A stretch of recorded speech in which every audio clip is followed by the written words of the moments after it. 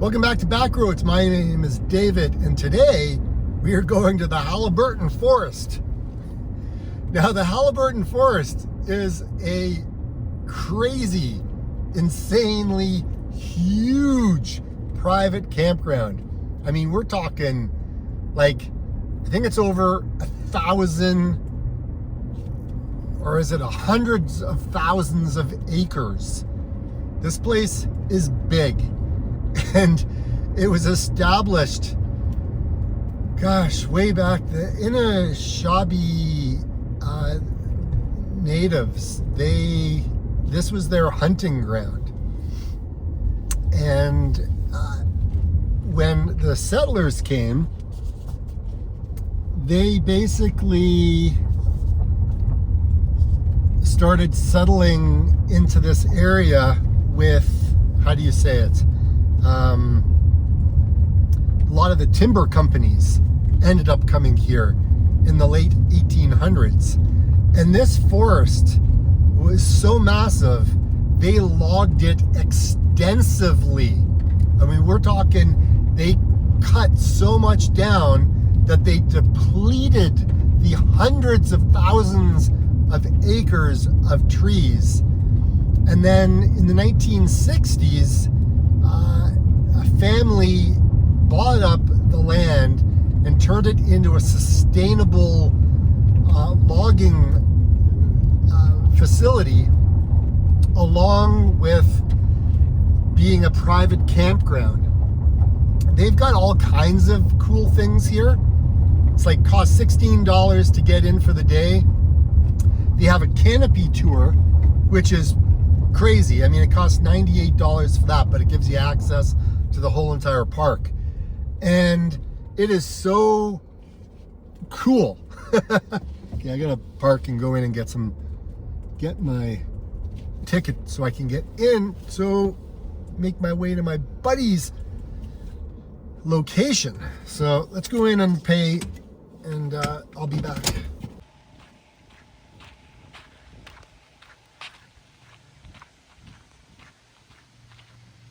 So I just wanted to correct myself, but this place is 100,000 acres. You heard me right. 100,000 acres. That is insane. Okay, so they have a restaurant here that doesn't open until noon, and that's where you can get ice. They also have boating. Obviously, there's over 100 lakes in this park.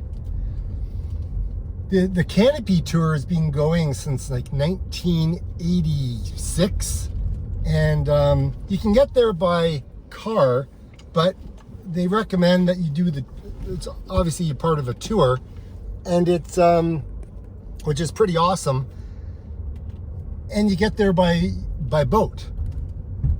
So you do go by boat. And now ahead of me, I'm totally scatterbrained right now, so I apologize, but I have a key. After you pay the day fee, $16, that's good for the bears. Then you get this key, and then you have to open up this gate, and then and then you gotta close it again. Anyways, let's go. I gotta go do this. Hold on.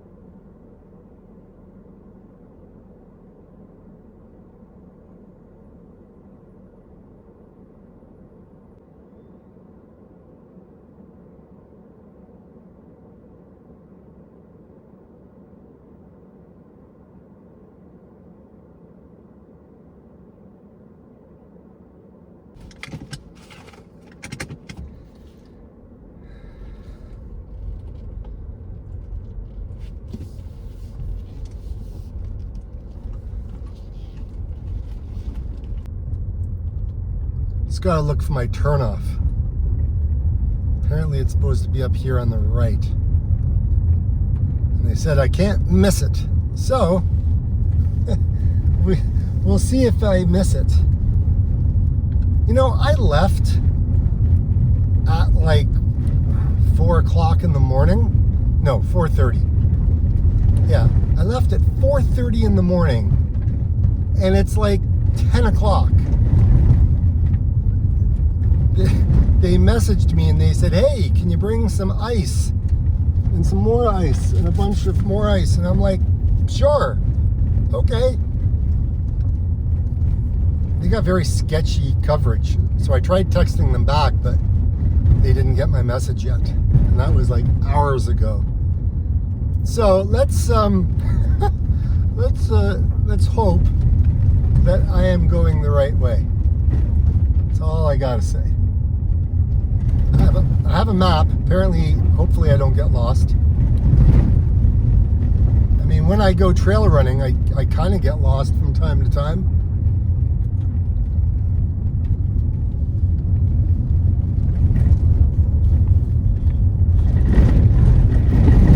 Oh my God. I hope these roads are not going to be fully a washboard kind of road. I'm sure they will be. It's so dry. There's a fire ban, and there's 3 fires just south of here that are raging right now. So, okay, apparently, is this it? This, I guess, would be it. Gonna make the assumption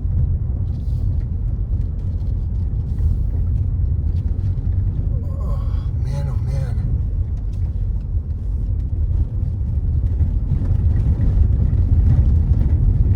this may make for a very, very rocky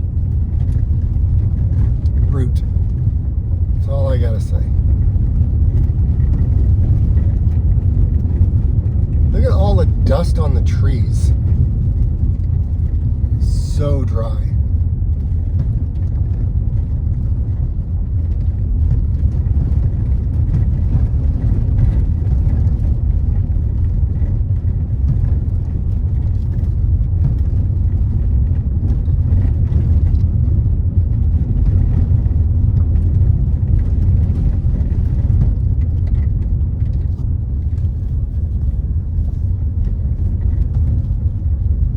Now, I was also told that this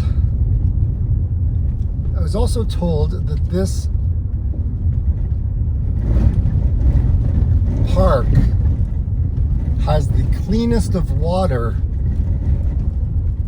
in Ontario, if not North America. I don't know where the claim comes from. I don't know who said it. All I know is what they tell me.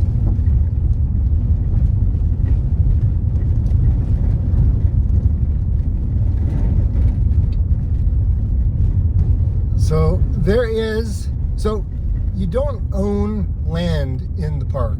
You can go camping.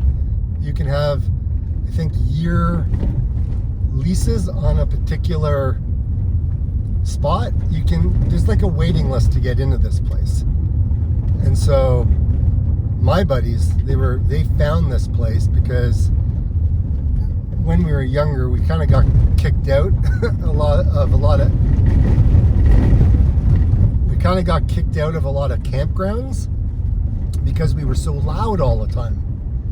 And so they thought, okay, you know what?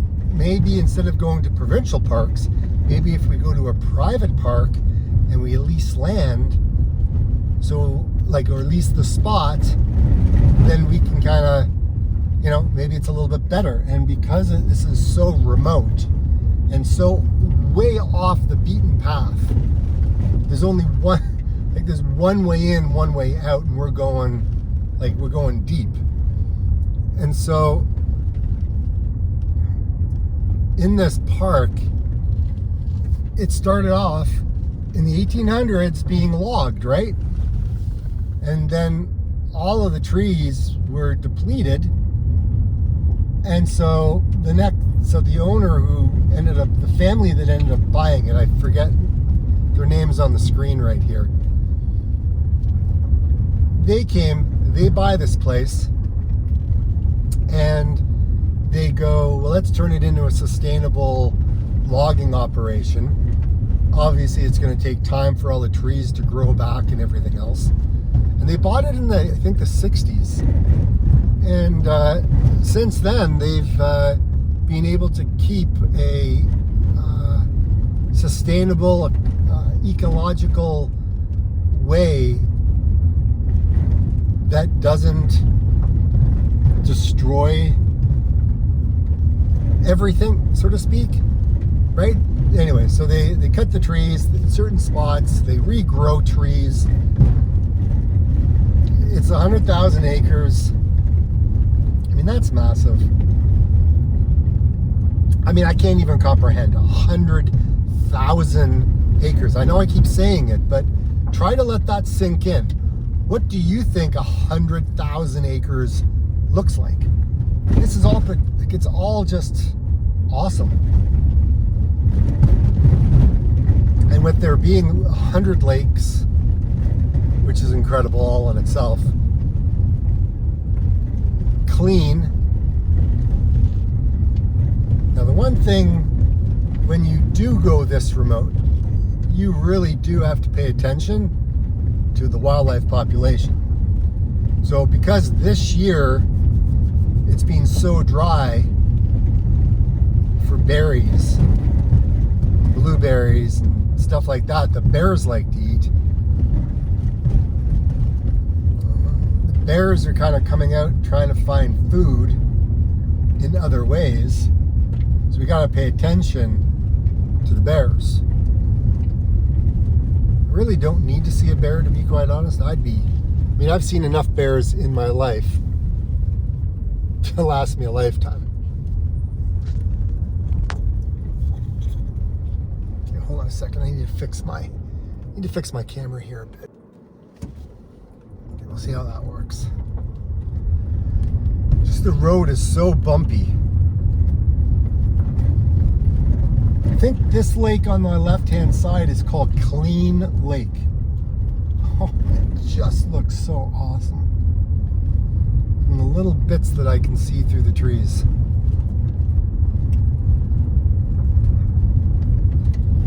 Now, if you're a trail runner and you want to go trail running, I mean, there's trails out here, not just a road, but there's single track trail out in the woods over here. And each year there's a race that gets put on. It's called the Haliburton 100, and it's a 100-mile race that they run here in the park, which for all the crazies out there, I'm sure I'll be there one day, would be pretty epic. Would be pretty epic to do.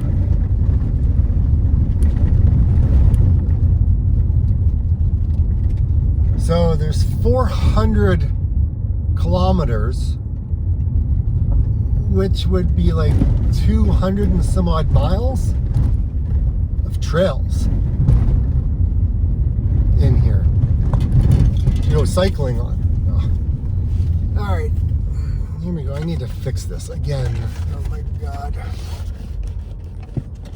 Will this work?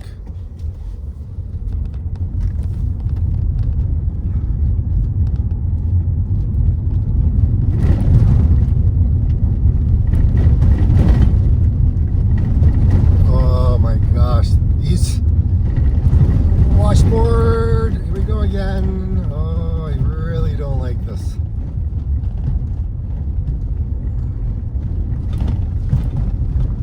Oh, my insides are shaking. Hopefully this video turns out. I'm sure it's going to be bouncing around all over the place. Either that or it's just my eyeball shaking.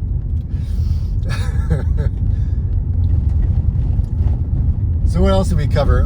Yeah, so if you like beaches, there's a lot of sandy beaches out here as well. You can go kayaking, you can go paddle boarding, you can stand canoes, paddle, or what do you call it? probably paddle boats or something. So if you just want to spend time at the beach, or if you have a friend that's got a campground out here, you could go visit them. I'm more inclined, if you're coming up for a day, oh my God, no way. Some of these lakes are incredible.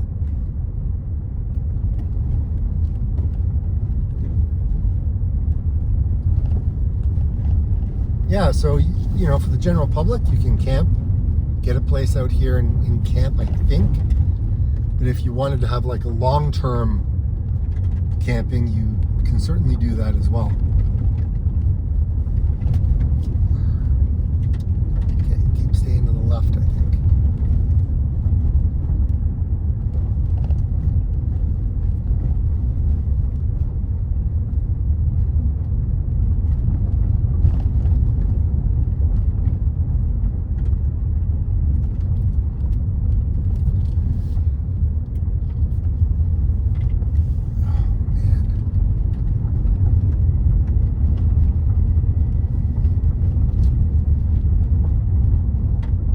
Now, the other thing about the park is they only have a road on one side of the lakes.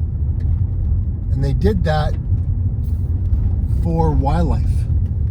They didn't want to disturb the wildlife on the other side of the lake, at least all of the, oh my gosh, this is so stunning. At least all of the wildlife would have access to the water in different areas.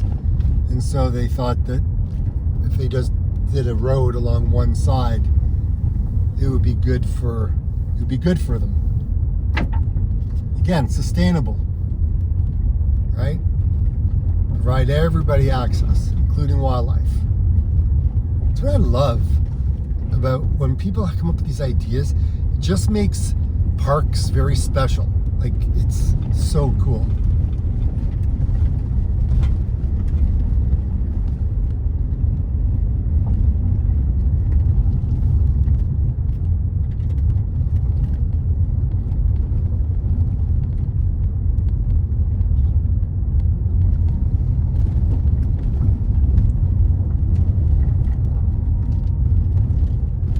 Some of these lakes are just... Okay, hold on. You have to see this. I mean, look at this. It's just awesome.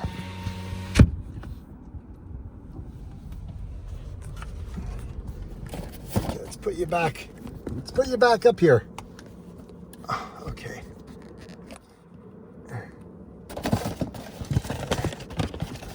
Box back under it. Let's try to get this all figured out again. Okay.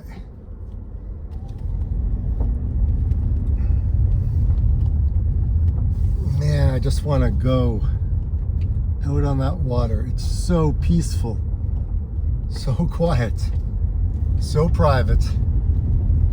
Oh, so good. What it is.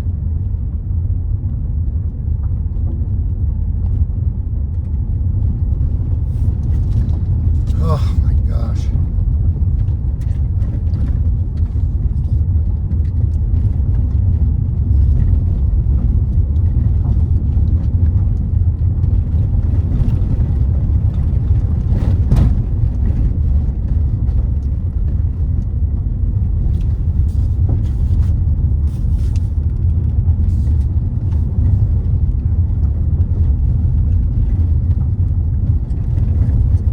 Imagine how big the trees would have been if they weren't all logged. That would have been so flippin' incredible. I mean, these trees are, I don't know, what, 30 years old, 40 years old maybe? Actually, who am I kidding? Maybe even more than that. Yeah, maybe 30, 40.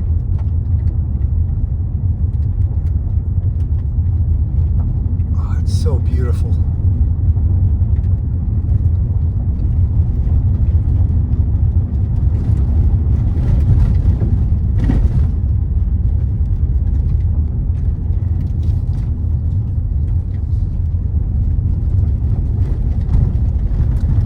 I brought my bike. Maybe I can get some kilometers in today. Or maybe I can race my buddy. We did, I don't know, I think we started 3 years ago that every year we would go for a 5K run, and then the last leg of it we would sprint and see who would finish first. Well, the first year I kicked his ass. Second year he beat me by a little bit. Last year he beat me by a long shot. He said that I motivated him. And so motivated him to get into shape. And now I'm on the other end of it. He created a monster, which is awesome. I just gotta get my fitness, my running, my weight loss back into shape. And here I am drinking a Tim Hortons coffee and having a bagel and a donut. Ah, so good.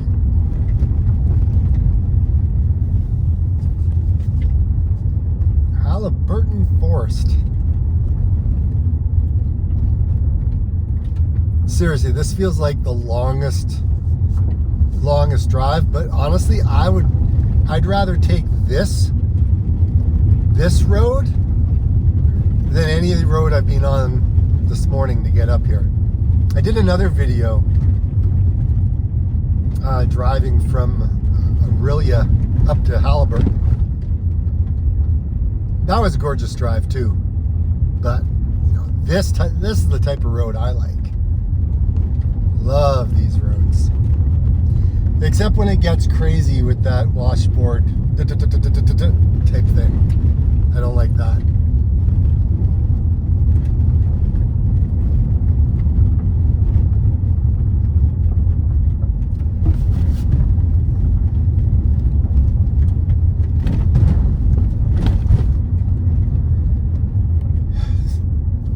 As you drive along, on my left-hand side, there's all these lakes, but they're very hard to see through all of the trees. But you need to have the trees on the banks of lakes and rivers so it stops erosion. So it's super important.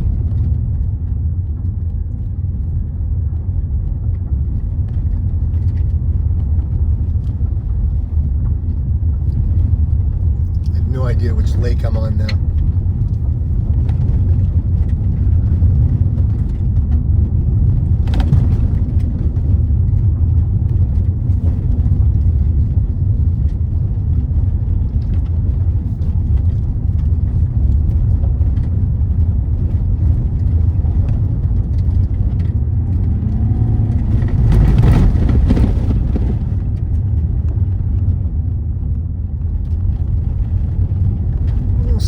Slowly going up.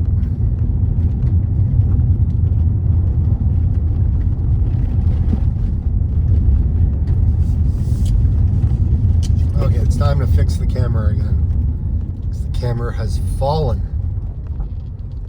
Alright, what am I going to do here? That.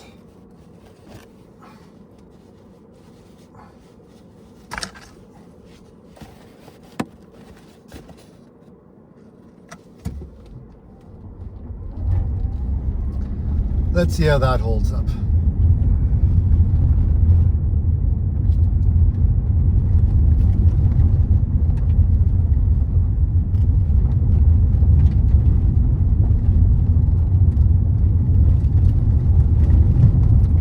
Chippy.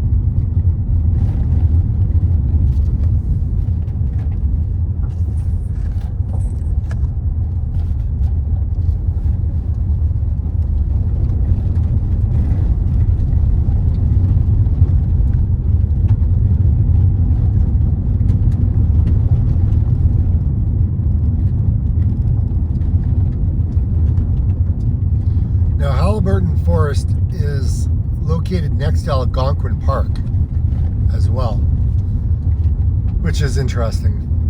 Well, I wouldn't say interesting. I mean, it's just it's up here, and it's cool how you have that massive park. I mean, that's even like it's so much bigger than even here. I don't know if that's how many hundreds of thousands of acres that is. I mean, if this privately owned one is 100,000, who knows how big the provincial one is.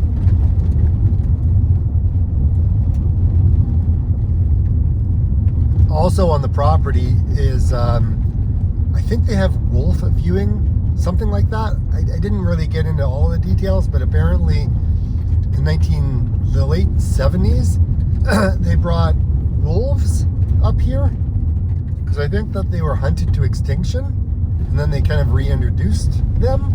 So there is wolves up here.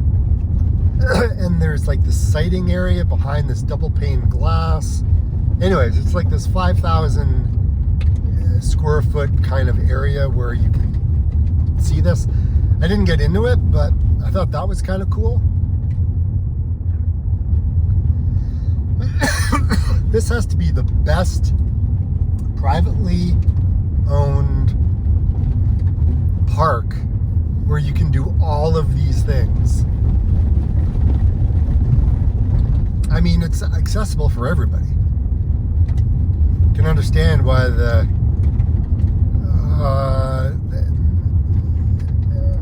I'm gonna butcher the name, and I'd rather not try. Anasabi, the natives of this land, this was their hunting grounds. So I could totally see and understand.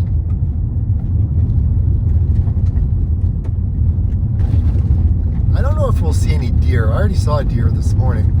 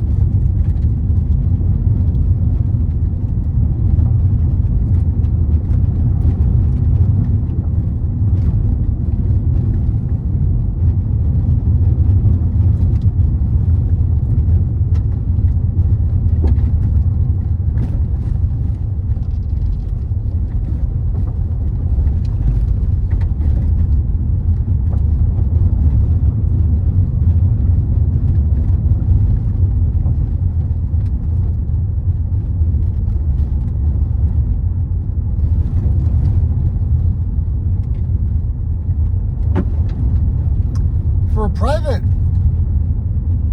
park, I'm pretty surprised at the condition of the roads. Like, it's so flippin' cool. Other than when it gets all kind of washboard kind of stuff. Other than that, like, it's been pretty good.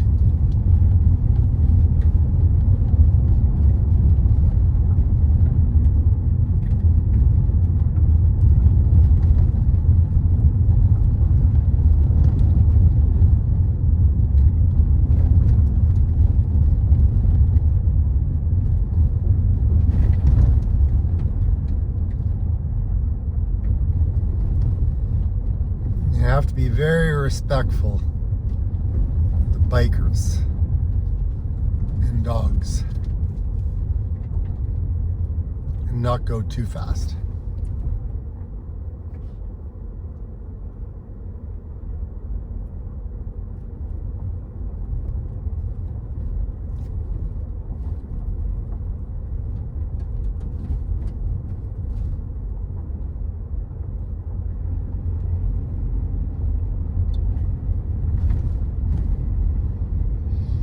You never want to go too fast when you've got people that close.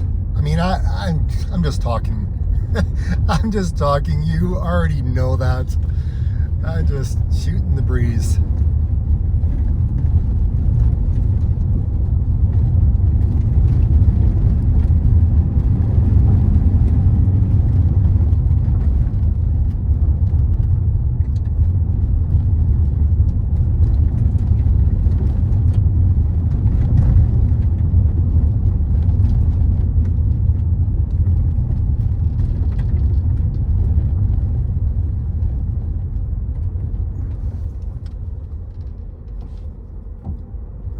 So cool.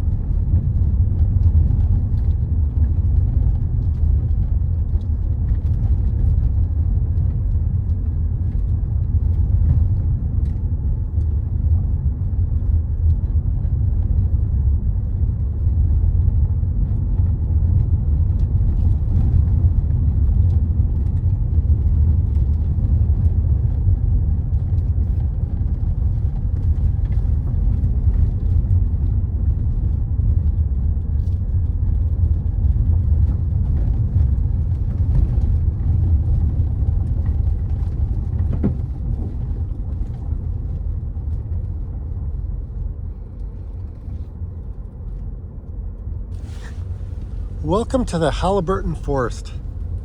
This place is absolutely fantastic. Definitely worth the drive and to spend the day, if not a month or two. Like I always say, get out and explore. See you on the next one.